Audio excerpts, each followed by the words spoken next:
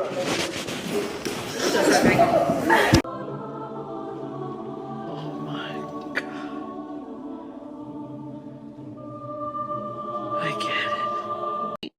guys, what's going on? We're back again with the Retro Redux, and today is the beginning of a new trilogy. It is the Jordan Peele trilogy in the middle of my Retro Redux series. Yeah, I didn't really think of a name, but that's what's going on. That's what's happening. We're going to review all three of the Jordan Peele movies that have released up until this point, starting with the first one, Get Out. So let's just get straight into it. Now, sink into the floor. Wait. Sink.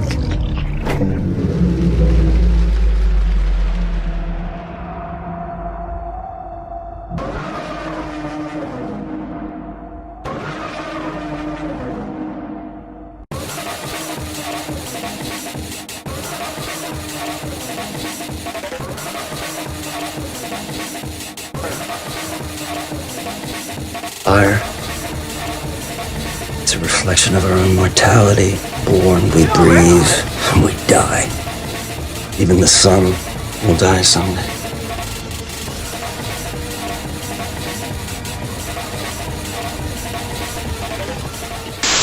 Get Out is about Chris, who is a talented photographer who is also in an interracial relationship after dating Rose for about 4 months, and it's time to meet her parents. Not the Ben Stiller kind. These are more like evil racist kind. Unfortunately, the awkward aspects of their neoliberal views escalate into what turns out to be a cautionary science fiction story with paranoia, hypnosis, and TS motherfucking A. I'm TS motherfucking A. Put the shoes in a separate bag. Shoes in a separate bag. Now, if you were around when this movie came out, you would know that it was a hit, and no one really expected it to be as big of a hit as it was. To be honest, we didn't expect this to be a legitimate movie. I think everyone thought that this movie, especially when its trailer came out, was gonna just be like a drawn-out Key and Peele sketch, like that Cat movie. What was it, Keanu, that came out not too long before it? But in fact, the movie was a well-written science fiction horror story with deep themes and lore for its characters, but also it was just a really good movie, period. Obviously it won some awards and what have you, but I think the biggest point in the direction of how impactful this movie was is just how certain terms and things are still in like the current like social media and popular zeitgeist period. Things like the sunken place and, you know, the whole aspects of being woke and staying woke obviously were around way before this movie, but I feel like around this time, as well as like the release of Childish Gambino's show Atlanta, there was just tons of commentary on black culture that necessarily wasn't really touched upon until things like Black Twitter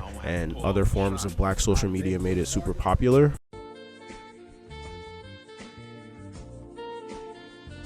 The film also has the appeal of being a subversive masterclass. It's not necessarily about the mystery of if the family are up to something. It's more so, they are up to something, but how deep does this conspiracy go? How insane and nefarious of a scheme are they up to? Is everyone involved, and is everyone involved willingly? And is Chris going to be able to get himself out of this situation? It also subverts a ton of horror movie tropes and stereotypes in satisfying ways. Chris, the main character, is a smart black man whose weaknesses are explained and developed. They're not just things that come out of nowhere or are mentioned once. They are laid and interlaced with every action that he takes in this film. Also, like I said, he's a smart black dude. Most black people are used to horror movies, including black people, only for them to be killed off either first or to be treated as the comic relief and then killed off.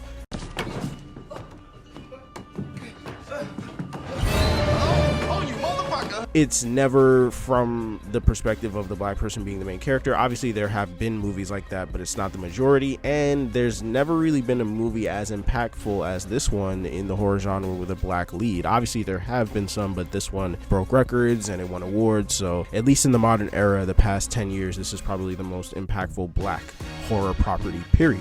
And as a horror fan, I could say the first time watching this movie was entertaining, but also simultaneously just filling me with dread, because you know, when you have knowledge of horror tropes, you just feel like, oh man, these things are working out too good. Everything's a little too calm, especially this late into the runtime. So when the twist for the character finally sets in, it's just gonna be awful. But like I said, everything is subverted in a way where that's all set up, but that doesn't necessarily mean that this film turns out like other films in the horror genre that are a bit more negative with its outcome.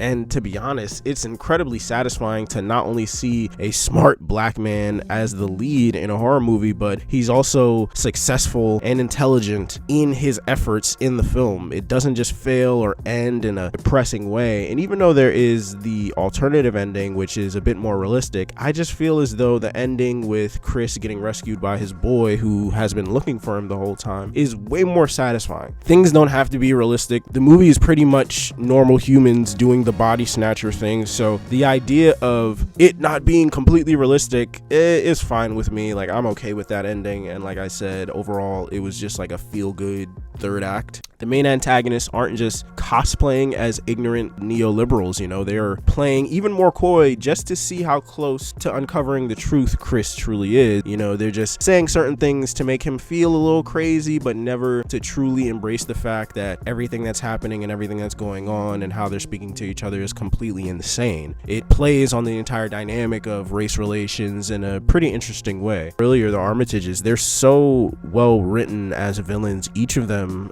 you know, the mother portrayed by Catherine McKeener, Bradley Whitford is the father, Caleb Langey Jones is the brother, and Allison Williams is the girlfriend Rose. And they're all great. They're all very unique. They have their unique traits and weaknesses that are established from the beginning. For someone eventually, if not Chris, someone was going to exploit how confident and lackadaisical they had become in their methods, which I think also builds upon how horrific it all is, because that just means they've been, at least in their minds, incredibly successful in compartmentalizing people and their entire consciousness. Like, it's such an insane concept. And I think also the twist of the Hudson character, the blind man Chris related to at the party, for him to be someone that is actually targeting Chris is such a powerful and also very cruel twist, especially considering where they place it in the story and the moment that's revealed. It's just like an extra gut punch to already just like so many heartbreaking betrayals at that point. I feel as though the difference in approach the Armitages have for Chris versus Andre, the Lakeith Stanfield character, creates an interesting conversation around passive black men and how they are seduced by nefarious forces like hedonistic people in Hollywood easier, but just more so there's that overlaying feeling of just keeping the peace, considering their race and considering the fact that, you know, we're a minority, that we don't want to ruffle too many feathers or rub people the wrong way, so you just let things slide for the sake of the situation. And that's pretty much Chris's entire experience this entire movie, and that's interwoven with his lore and backstory as to why he is as passive as he is. And I thought it was super effective, and like I said, it wasn't just a bunch of exposition thrown at you at once. They talk about this and it's developed, and more is revealed about his backstory as the film goes along in,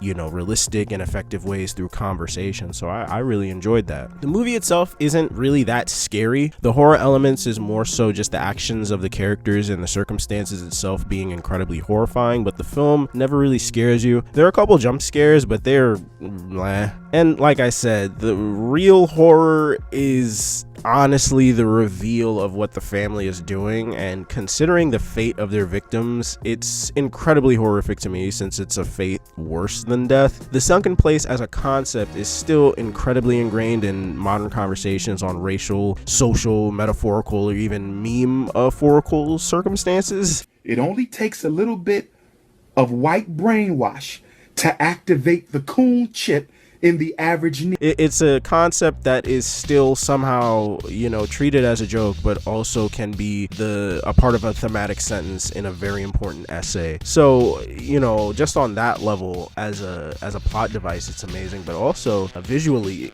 you know, anytime a character, or at least in this movie when Chris is in the sunken place, it's a visual marvel to me, as well as the times where victims are leaving the sunken place because of the flash from the camera. There's like a little sparkle in their eye that I don't know why, I just also really like.